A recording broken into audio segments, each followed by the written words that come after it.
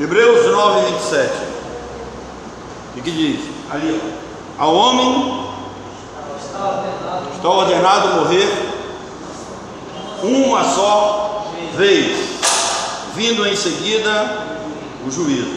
Nosso tema hoje: depois da morte segue-se o juízo. Para quem? A pergunta. Geralmente eu vejo pregadores pegando esse texto e fazendo uma aplicação tanto para salvos quanto para não salvos. Então, depois da morte segue-se o juízo para quem? Para entendermos melhor a vida após a morte, né? E aí você pode passar para que todos acompanhem.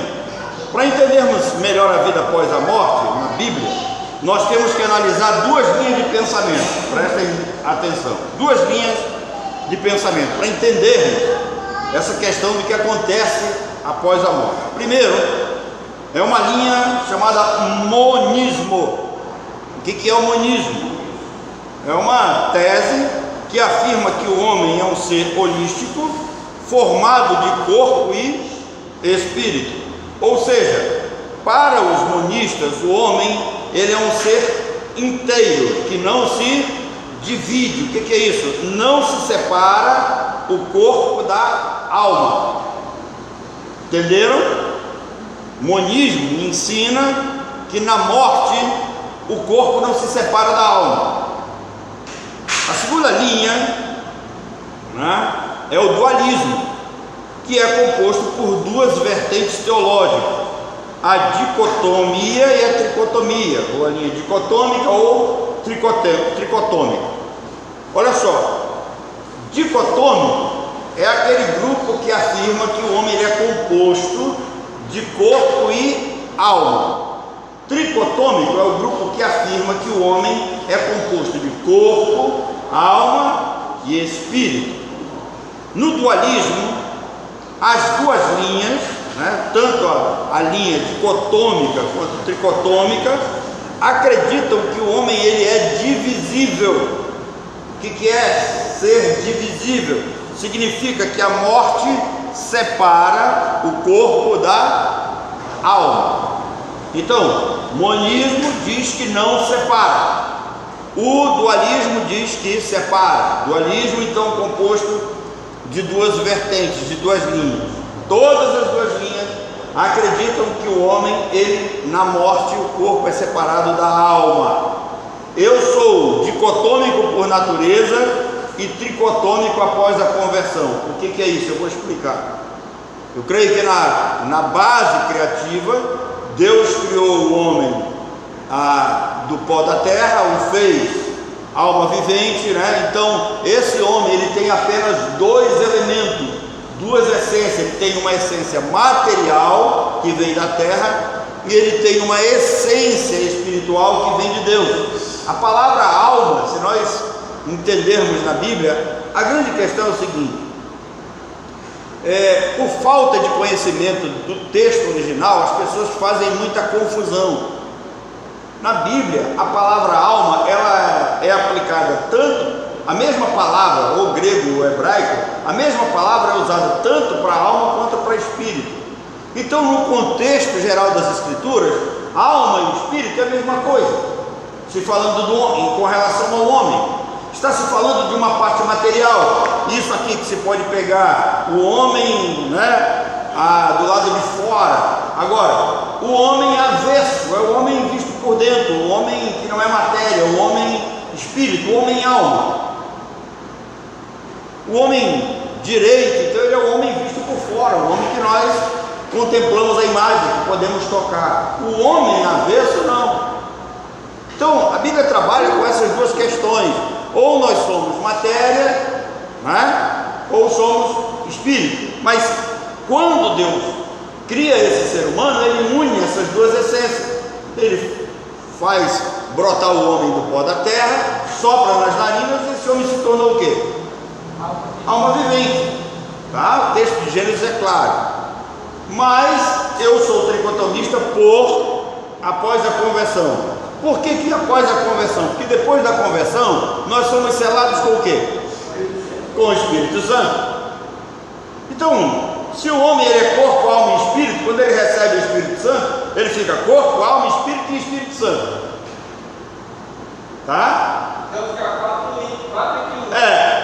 Tá? Então, por uma questão lógica, né? Corpo, alma e espírito, que vem de Deus, que é a reposição daquilo que foi perdido lá no Éden. Tá bom? Então eu sou dicotômico por natureza e sou tricotômico após a conversão.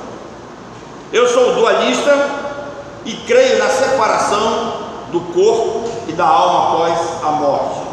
Eclesiastes, capítulo 12, versículo 7 diz: e o pó volte à terra como era, e o espírito volte a Deus que o deu. Então observa aqui, tá? A dicotomia é bem clara aqui. Salomão diz que o corpo do crente, quando morre, ele volta para o pó. O espírito volta a Deus, o crente, e ali ele será feliz com o seu Deus Criador. Com relação ao ímpio, o corpo morre e o espírito vai para o inferno, ou vai para o Hades. Tá? Agora, essa palavra inferno que vocês veem na Bíblia de vocês, em português, nos textos originais, são vários nomes que acabam significando. Nós vamos ter um texto falando que é Tártaro, outros falando que é Guiena, né? Outros falando que é Seol, outros falando que é Hades. Mas o João Ferreira de Almeida, quando ele fez a tradução, ele usou como base a Vulgata Latina, e ele traduziu tudo por inferno. Tá bom? Por isso, quando nós olhamos a palavra inferno, nós vamos ver que elas possuem vários significados. Quando a Bíblia fala de inferno, ela pode estar falando de túmulo, de lugares baixos, mundo dos mortos. Tá? Então, no Novo Testamento, o Hades é o local das almas separadas, e os judeus descreviam assim. Ou seja, o Hades é o lugar das almas que se separaram do corpo. O corpo voltou ao pó, quer dizer, seguiu a linha do Antigo Testamento, e essas almas foram para o Hades. Nós não temos muitos detalhes na Bíblia com relação a este lugar, tá? Mas Jesus uma vez contou uma história que está em Lucas 16, o rico e Lázaro. Essa história que Jesus conta, com H, porque tem um nome lá, tem um nome, né? Isso é para nos ensinar o que acontece depois da morte. Então, quando Jesus conta essa história, o rico morre e ele vai para o Hades. Lázaro morre e vai para o seio de Abraão, mas ficava no mesmo lugar, também ficava no Hades, segundo a explicação da teologia judaica. Esse lugar, ele era separado por um grande abismo, tá? Então, de um lado o seio de Abraão, do outro, separado por um abismo, ficavam os ímpios. A crença em um inferno literal com fogo e sofrimento vem da palavra Guiena, ou Hades, como falam no português, tá? No hebraico o H tem um sentido mais forte, né?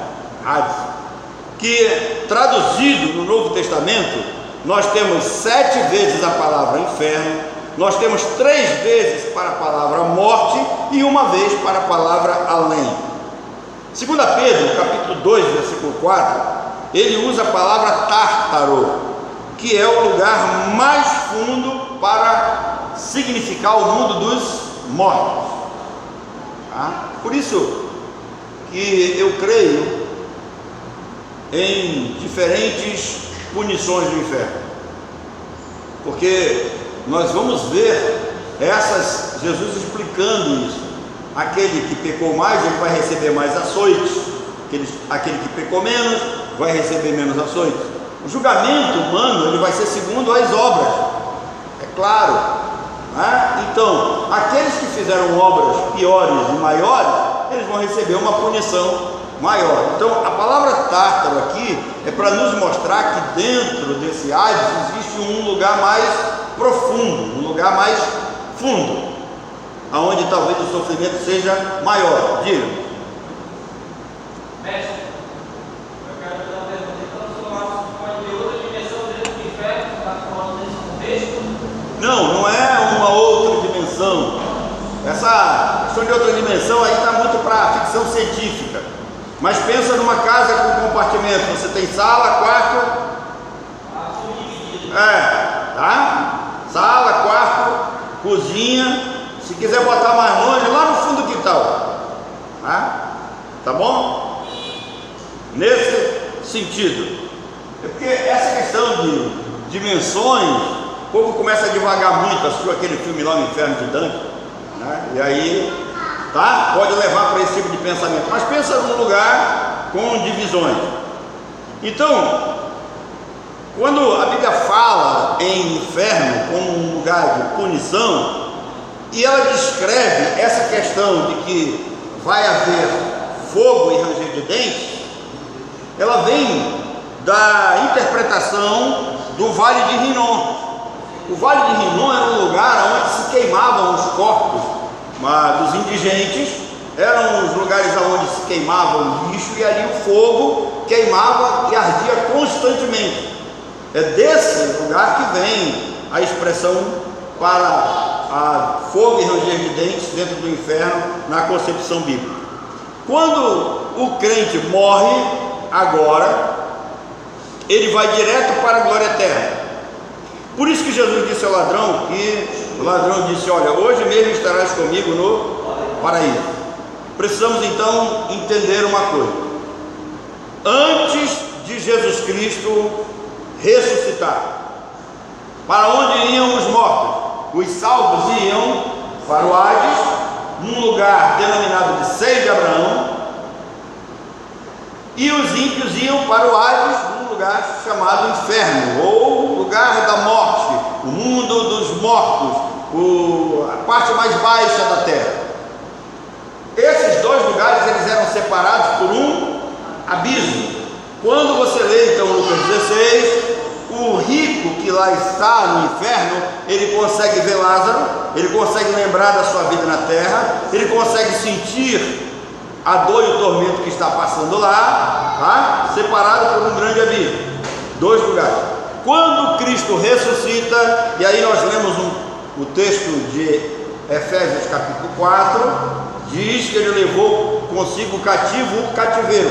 Ele leva consigo esses salvos que estão no seio de Abraão, deixa os ímpios lá no inferno, no Hades, tá? E a partir de agora, quando o crente morre, ele não vai mais para o seio de Abraão, ele já vai direto para a glória, para estar com Cristo. Por isso que Cristo disse para aquele ladrão: hoje mesmo estarás comigo no paraíso. Quando a Bíblia fala de paraíso, né, na interpretação da palavra, significa jardim das delícias. Essa expressão paraíso, ela vem lá do Éden, ela começa a surgir lá no jardim do Éden, né, uma palavra que vem do hebraico e que significa jardim das delícias. Quando a Bíblia fala de céu, nós precisamos entender que não é um lugar apenas. Agora, mostrando para James, essa questão do céu dá para a gente entender aqui os lugares um pouquinho diferentes. Por exemplo, quando o apóstolo Paulo escreve aos Coríntios, na sua carta, no capítulo 12, no versículo 4, ele diz que ele foi arrebatado até o terceiro céu. Os judeus acreditam que há 7 céus, mas Paulo menciona 3. O que seria? Como é que nós vamos entender isso? Está aí para os irmãos conferir. O primeiro céu é essa expansão azul que nós vemos. E observem que quando eu falei sobre a nossa morada futura, com relação à escatologia aqui, falando de Apocalipse, eu disse para vocês que essa ideia de que nós vamos ser arrebatados para o céu, ela é mais fictícia, porque a cidade onde nós vamos morar, ela desce do céu, tá? E ela vai ser colocada aqui na terra. Por que se usa a expressão céu? Porque mais ou menos nós vamos ter daqui da Terra até o fim dessa expansão azul em torno de 800 quilômetros por aí, até essa expansão azul. A Nova Jerusalém, ela tem 2.200 metros de altura. Então, por isso, ela é uma cidade que liga a terra ao céu. Então, por isso que se diz que nós vamos para o céu. Mas, na realidade, nós vamos viver numa cidade que aqui está. E que esta cidade, ela tem ligação na terra com o céu. Então, o primeiro céu é esta expansão azul que nós olhamos e vemos, né, quando o dia está claro, dia de verão. Nós vamos ter agora dias de verões assim muito fortes, né? Vamos poder ver o céu azul. Isso está relatado em Apocalipse capítulo 6, versículo 14. O segundo céu é o firmamento, que é citado também nas Escrituras em Daniel capítulo 12, versículo 3, e no Salmo 19, verso 1. Tem aquele texto conhecido nosso, né? Os céus proclamam a glória de Deus. Aí ele vai fazer a afirmação num lugar específico. E o firmamento, né, manifesta a obra das suas mãos. O que é o firmamento? Então, o firmamento é uma expansão que fica acima dessa visibilidade azul que nós temos. E o terceiro céu, mencionado por Paulo, é onde ficam os anjos, os salvos, tem um trono de Deus lá, e aonde Jesus está sentado ao lado do Pai. E existe um lugar ainda muito mais especial, que está citado em Efésios 4:10, aonde apenas Deus habita. Paulo vai dizer que Deus habita em luz inacessível. Esse lugar é vedado ao homem. Nenhum outro ser pode entrar lá, somente Deus. Foi de lá que Cristo desceu para vir encarnar-se. E quando Cristo desce, a teologia usa a palavra esvaziamento. Ele esvaziou-se para poder assumir a forma humana, esvaziou-se da plenitude da sua divindade. E conforme ele vem descendo, ele vem deixando nesses céus as suas coroas. E quando ele ressuscita, e ele vai ao seio de Abraão, pega os salvos e leva com ele para os céus, para o terceiro céu, nós vamos ver que o salmista Davi faz uma expressão muito bonita, quando ele diz: levantai, ó portas, as vossas cabeças, levantai-vos, ó portais eternos, para que entre o Rei da Glória. Ou seja, aí é feita uma pergunta: quem é o Rei da Glória? O Senhor forte, todo-poderoso, Ele é o Rei da Glória. Então, quando ele desceu, ele se esvaziou, veio deixando suas coroas. Quando ele ressuscita, que ele vai subindo, a voz vinda de cima de Deus é: levantai, ó portas, as vossas cabeças, e eles vão retribuindo as coroas. Quando Jesus chega no terceiro céu, ele chega com a sua divindade completamente restabelecida. Por isso está ao lado do Pai. João 18 vai dizer que é Ele quem revela ao Pai. Ele está no trono, no lugar do Pai, porque Ele e o Pai são um. Não tente compreender, isso é um mistério da Trindade. Então, o Novo Testamento diz que o espírito do crente vai para onde está o seu Redentor. Agora, morremos, vamos estar com Cristo no terceiro céu. Ao prometer ao ladrão que estaria com ele, Jesus deixa claro o ensino teológico. Paraíso significa lugar das delícias, o lugar onde estão todos os crentes, os santos em Cristo. Estevão viu o céu aberto, pronto para ele, e ele disse: Senhor, recebe o meu espírito, Paulo, antes de morrer, disse: desejo partir e estar com Cristo. Ele está falando de algo imediato, é imediatamente. Não tem purgatório, não tem período de intervalo, tá? Isso prova que ao morrer o crente vai imediatamente para onde está o Senhor, num lugar comumente chamado de céu. O céu é a habitação de Deus, está acima das nuvens. Paulo disse que é o terceiro céu onde nós vamos estar. O contexto geral da Bíblia reprova a ideia adventista da psicopaniquia. Eu acho muito interessante esses garotos novos que pensam que conhecem de teologia e começam a postar as coisas, né, na internet, principalmente no Facebook. E aí um estava fazendo uma crítica a essa doutrina adventista e eu coloquei lá o termo psicopaniquia. Ele colocou para mim assim: nunca ouvi falar nisso. Eu perguntei: você tem formação teológica? Ele disse: não. E é por isso. Tem muito nego querendo falar de teologia sem nunca ter sentado num banco de escola para poder estudar. Tem aqueles mais arrogantes que dizem que não tem necessidade de estudar, que o Espírito Santo revela tudo. Pois é, mas Paulo, lá em Atos, né, capítulo 19 e 20, ele separa os presbíteros e ele fica 3 anos ensinando esses presbíteros.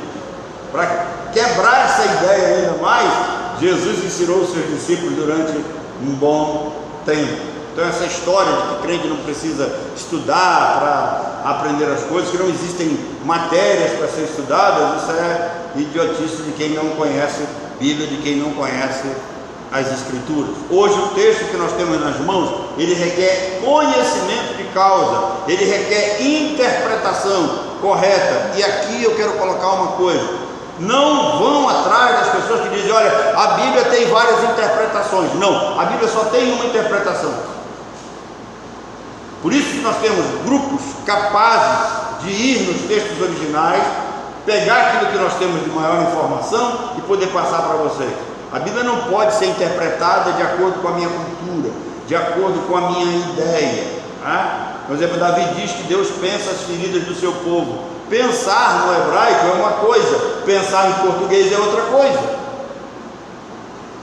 Pensar no hebraico é sarar, é curar. Pensar no português é meditar, refletir, analisar. É completamente diferente.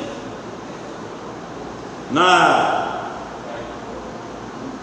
estávamos saindo, eu e a Dona Marlene, e ela esqueceu a máscara em casa. E eu parei num lugar para comprar uma máscara. E eram venezuelanos vendendo máscara.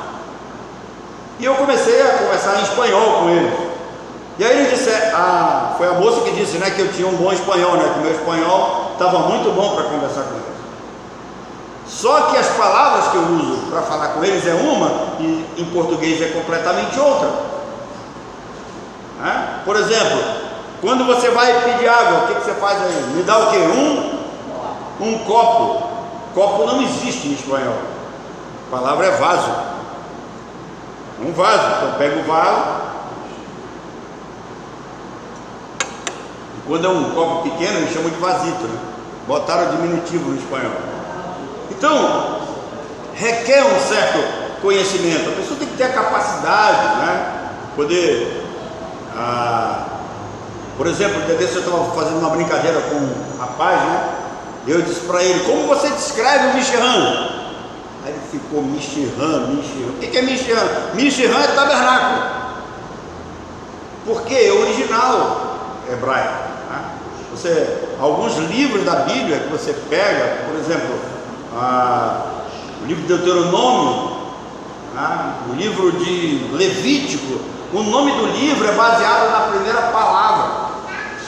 Levítico é Vaikra, Hashem, Amon Shavino, Detonet Mishran, Ver Vaiom, e chamou o Senhor a Moisés da tenda da congregação e lhe disse, e lhe falou. Então, se você não tem conhecimento básico, vai ensinar o quê?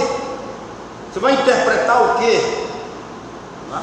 Às vezes eu vejo alguns colegas meus, quando queriam falar em particular conosco, falavam em inglês, que a negada que estava à volta não entendia nada de inglês, então ficava alheio. Assim é o que nós temos, um monte de gente querendo falar de Deus, falar das Escrituras. É louvável isso, mas faça com propriedade.